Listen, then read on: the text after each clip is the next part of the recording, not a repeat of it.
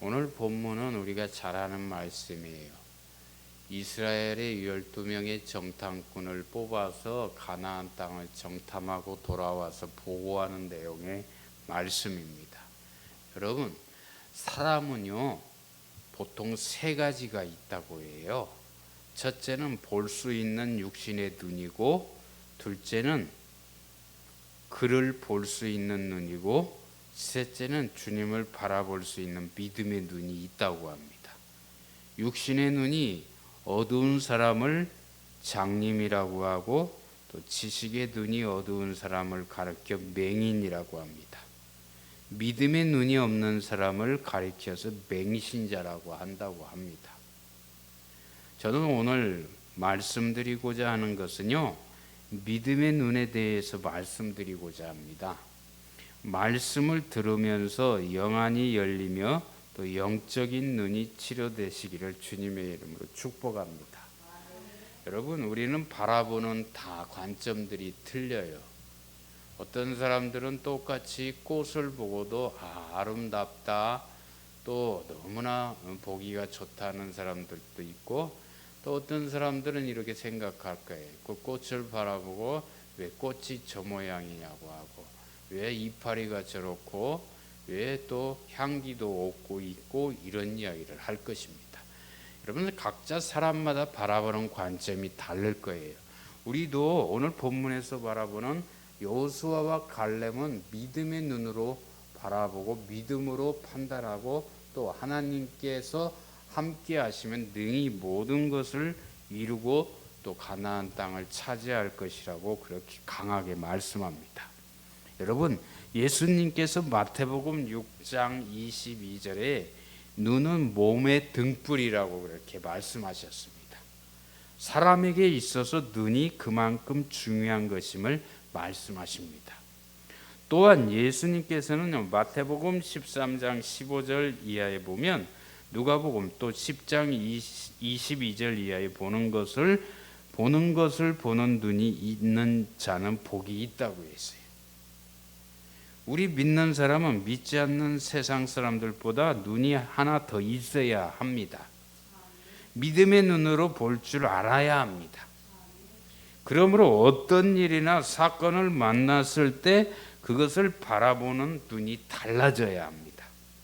바라보기는 보지만 어떤 눈으로 어떠한 안목으로 보느냐가 중요한 거예요.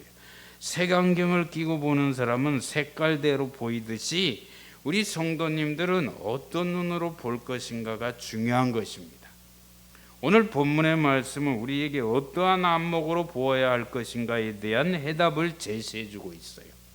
오늘 본문의 배경은 이스라엘 백성이 출애굽한 지 2년 만에 파란 광야에 진을 치면서 하나님께서 이스라엘의 각 지파 중에 12명을 뽑아서 가나안 땅을 정탐하게 했습니다.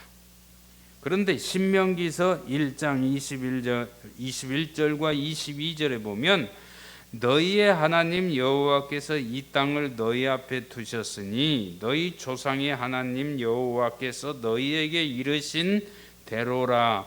가서 차지하라. 두려워하지 말라. 주저하지 말라 한즉 너희가 다 내 앞으로 나와 말하기를 우리가 사람을 우리보다 먼저 보내어 우리를 위하여 그 땅을 정탐하고 어느 길로 돌아가야 할 것과 어느 성읍으로 들어가야 할 것을 우리에게 알리게 하자 하기에 라고 말씀하십니다. 하나님께서는 이것저것 보지 말고 말씀만 믿고 주저하지 말고 올라가라고 하셨어요. 하나님께서는 이것저것 보지 말고 즉시 점령한 것을 명령했던 것입니다. 여러분, 이스라엘 백성들은 하나님의 말씀보다도 그들의 육신의 눈을 더 신뢰했어요. 다시 말해서 하나님의 말씀보다도 인간의 전략을 더 중요하게 생각했던 것입니다. 그리하여 하나님께서는 허용하신 거예요. 가나안의 정탐의 동기가 벌써 불신앙에서 출발했다는 것을 볼 수가 있습니다. 그렇기 때문에 결과는 명확관야한 거예요. 각 지파에서 12명의 정탐꾼을 뽑아서 40일 동안 가나안을 정탐하게 했어요. 드디어 40일이 지나서 그들은 포도송이를 둘이서 메고 오고 과연 젖과 꿀이 흐르는 땅이라고 했어요. 땅은 비옥하고 산물은 풍성하여 젖과 꿀이 흐르지만 성읍은 견고하다라고 했어요. 땅은 비옥하고 산물은 풍성하여, 그래서 거민은 강하여 점령하기에 매우 어려울 것이라고 보고를 했습니다. 그 땅 거민은 강하여서 못 차지할 것이라는 것입니다. 반면에 여호수아와 갈렙은요, 올라가서 그 땅을 차지하자 능히 이기리라고 그렇게 말합니다. 믿음으로 그렇게 말합니다. 똑같이 가나안 땅을 정탐했는데 두 가지 보고가, 한 팀은 능히 이기리라고 정당한 반면에 나머지 다른 10명들은요 더 나아 악평하고 사람을 삼키는 땅이라고 했어요. 우리보다 강하여 능히 이기지 못한다고 하면서 그들은 대장부요 자신들을 스스로 메뚜기 같다라고 했어요. 여러분, 우리들도 마찬가지요. 내가 신앙생활 한다고 하면서, 내가 하나님을 믿는다고 하면서도 때로는 믿음 없는 행동을 하고 믿음 없는 말을 하고 또 믿음 없고 좌절하고 포기하는 사람도 있어요. 그러나 어떠한 어려움이 와도 주님만을 바라보고 능히 믿음으로 헤쳐나가는 사람이 있어요. 하나님께서 어떤 사람을 기뻐하실까요? 하나님만 바라보고 우리는 하나님께 맡기고 기도하고 나가야 될 줄 믿습니다. 그럴 때 하나님께서 모든 문제를 해결해 주십니다. 하나님께서는 그동안 이적과 기적으로, 그들이 도무지 상상할 수 없는 기적으로 이스라엘 백성들과 함께 하셨어요. 홍해를 건넜습니다. 광야에서 만나를 주셨고 메추라기를 또 주셔서 배불리 먹었습니다. 반석에서 샘물이 나게 하셔서 목마름을 해결해 주셨습니다. 그들은 하나님의 손을 직접 체험했으면서도 하나님의 능력을 믿지 않고 의지하지 않았다는 겁니다. 그때만 하나님 감사합니다 하고 시간이 지나면 하나님의 은혜를 잊어버리고 그들은 살았어요. 우리들도 마찬가지입니다. 때로는 하나님의 은혜를 사모하고 하나님 해결해 주면 고맙다고, 은혜를 감사하다고 하면서 덩어리가 뜨뜻하고 배가 배부르면 하나님을 멀리하고 내 마음대로 신앙생활하고 그런 사람들이 얼마나 많이 있습니까? 여러분, 이런 건 잘못된 거예요. 그때 당시 이스라엘 백성들과 똑같은 생각이고 신앙이에요. 우리는 깨어 있어야 될 줄로 믿습니다. 언제나 하나님만을 바라봐야 됩니다.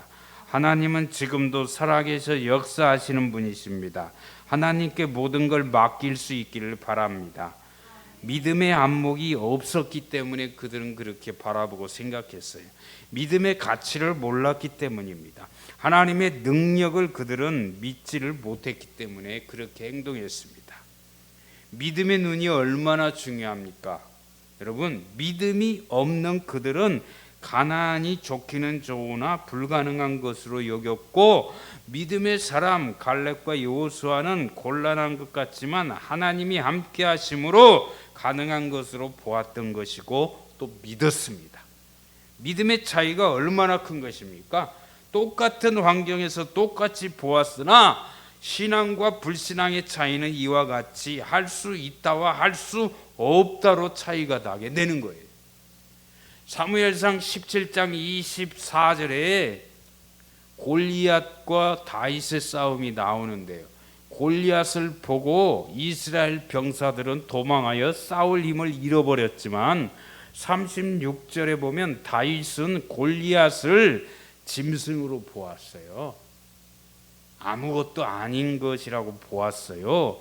그러므로 믿음의 안목이 중요한 거예요. 그래서 다윗은 물맷돌 5개로 골리앗과 맞서서 단번에 골리앗을 무너뜨릴 수가 있었습니다. 다윗이 잘나서가 아니에요. 그 믿음이 중요한 거예요. 믿음이 너는 칼과 창과 단창으로 내게 오거니와 나는 만군의 여호와의 이름으로 나가노라. 아멘. 하나님의 이름으로 나갈 때 역사가 일어납니다. 사도 바울은요 빌립보서 4장 13절에 내게 능력 주시는 자 안에서 내가 모든 것을 할 수 있느니라고 그렇게 고백하고 있습니다. 내게 능력 주시는 분이 누구세요?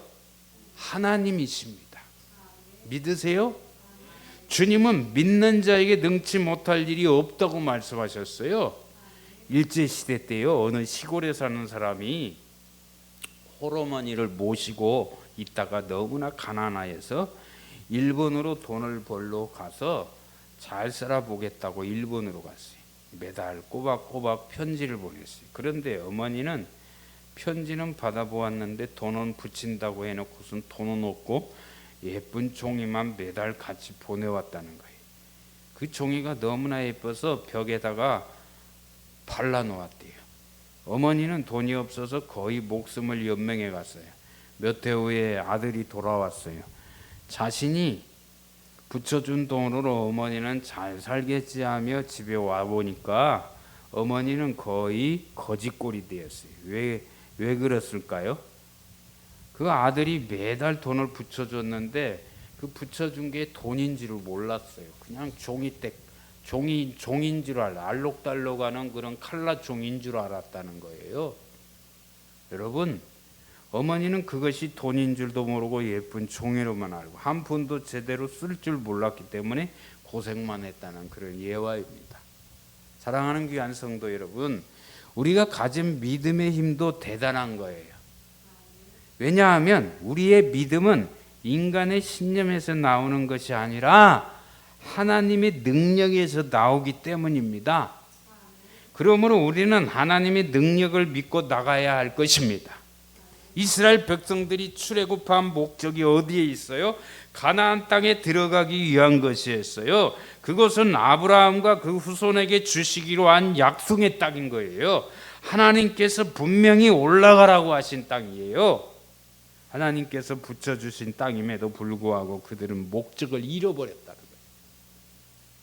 눈앞에 축복이 다가왔지만 불순종과 또 불신앙으로 그 축복을 잃어버리고 말았어요.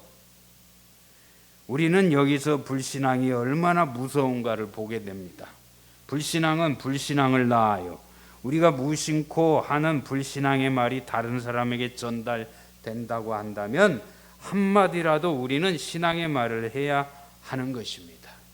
감기 걸린 사람 옆에 가면 감기가 옮아요. 왜 그럴까요? 그 사람이 감기 걸렸기 때문입니다.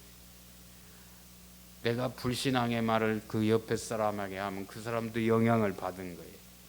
우리는 믿음의 말을 해야 됩니다. 아멘. 감사의 말을 해야 됩니다. 하나님이 할 수 있다는 확신과 내게 능력 주시는 자 안에서 내가 모든 것을 할 수 있다는 믿음을 가질 수 있기를 바랍니다. 그러면 하나님이 이루어 주셔요.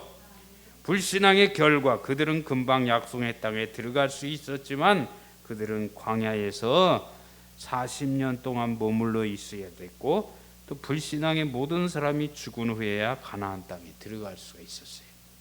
출애굽한 사람들 여호수아 갈렙 외에 그리고 2세들 그 후에 태어난 그들만이 가나안 땅에 들어갈 수가 있었다는 겁니다. 여러분, 우리가 믿음 생활하지만 믿는다고 하지만 때로는 내가 운명이 다하고 죽을 때쯤 주님을 고백하고 천국에 소망을 두어야 되지, 살아생전에는 신앙이 좋다고 하면서 죽을 무렵에 불신앙을 가지면 안 되는 거예요. 마귀의 밥이 되면 안 되는 거예요. 우리는 깨어 있어야 될 줄 믿습니다. 믿음은 끝까지 가야 돼요. 믿음이 중요한 거예요. 믿음은 나와 하나님과의 1대1의 관계예요. 남편이 아내가 믿음 좋다고 같이 따라가는 게 아니에요. 나의 신앙을 점검해보고 하나님 앞에 바른 믿음으로 살아야 될 줄 믿습니다. 그러므로 저와 여러분은요, 믿음이 없는 사람이 되어서 하나님을 실망시켜드리는 무능한 사람이 되지 말고요, 믿음의 눈을 가지시고 하나님이 함께 하심을 믿고 나갈 때 승리하는 신앙생활을 잘 하시기를 주님의 이름으로 간절히 축원을 드립니다.